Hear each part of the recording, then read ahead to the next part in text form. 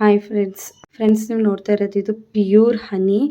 ಇದಕ್ಕೆ ಯಾವುದೇ ರೀತಿ ಕೆಮಿಕಲ್ನ ಆಗಲಿ ಅಥವಾ ಶುಗರ್ ವಾಟರ್ ಅಥವಾ ಜಗರಿ ವಾಟರ್ನ ಹಾಕಿ ಮಾಡಿಲ್ಲ. ಡೈರೆಕ್ಟು ಜೇನಿಂದನೇ ತಂದಿರೋದು.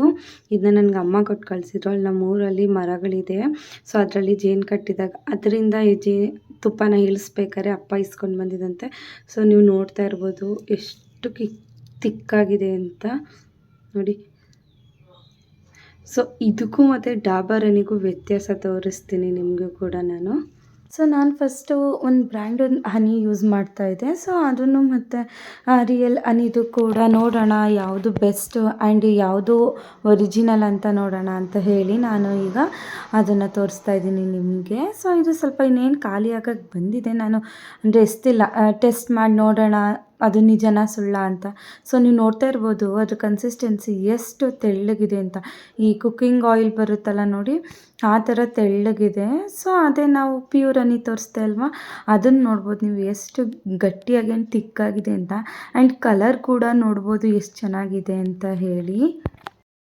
ಇದಕ್ಕೆ ನೀವು ನೋಡ್ತಾ ಇರ್ಬೋದು ಅವರಿಲ್ಲಿ ಶುಗರು ಮತ್ತು ಅಲ್ಲಿ ಆ್ಯಡೆಡ್ ಶುಗರು, ಕಾರ್ಬೋಹೈಡ್ರೇಟು, ಸೊ ಅದನ್ನೆಲ್ಲ ಹಾಕಿದ್ದಾರೆ. ಪರ್ 100 ಗ್ರಾಮ್ಗೆ ಇಷ್ಟೆಲ್ಲ ಹಾಕಿ ಮಾಡಿದ್ದಾರೆ. ಸೊ ಹಾಗಾಗಿ ಇದ್ರದ್ದು ನೀವು ಕಲರ್ ಕೂಡ ನೋಡ್ಬೋದು ಯಾವ ರೀತಿ ಇದೆ ಅಂತ. ಆ್ಯಂಡ್ ಪ್ಯೂರ್ ಹನಿದು ಕೂಡ ನೋಡ್ಬೋದು ನೀವು ಯಾವ ರೀತಿ ಇದೆ ಅಂತ. ಸೊ ಇದು ಟೇಸ್ಟ್ ಮಾತ್ರ ಅಮೇಝಿಂಗ್ ಆಗಿದೆ. ಸೊ ನೀವು ಕೂಡ ಮನೇಲೇ ಈ ರೀತಿ ಟೆಸ್ಟ್ ಮಾಡಿ. ನಿಮಗೂ ಏನಾದರೂ ಪ್ಯೂರ್ ಹನಿ ಸಿಕ್ಕಿದ್ರೆ ಸೊ ಈ ರೀತಿ ಟೆಸ್ಟ್ ಮಾಡಿ.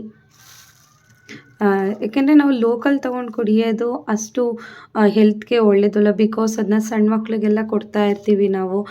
ಕಾಫ್ ಮತ್ತು ಜ್ವರ ಅಥವಾ ನೆಗಡಿ ಏನಾರ ಬಂದಾಗ ನಾವು ಹನಿ ಎಲ್ಲ ಕೊಡ್ತಾಯಿದ್ದೀವಿ. ಇದು ಒಂಥರ ಆಯುರ್ವೇದಿಕ್ ಅಂತಲೇ ಹೇಳ್ಬೋದು.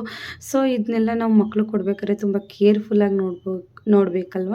ಸೊ ಹಾಗಾಗಿ ಫ್ರೆಂಡ್ಸ್ ನೀವು ಅಷ್ಟೇ ಏನೇ ತೊಗೊಬೇಕಾದ್ರೂ ಸ್ವಲ್ಪ ಚೆಕ್ ಮಾಡಿ ಕೊಡಿ.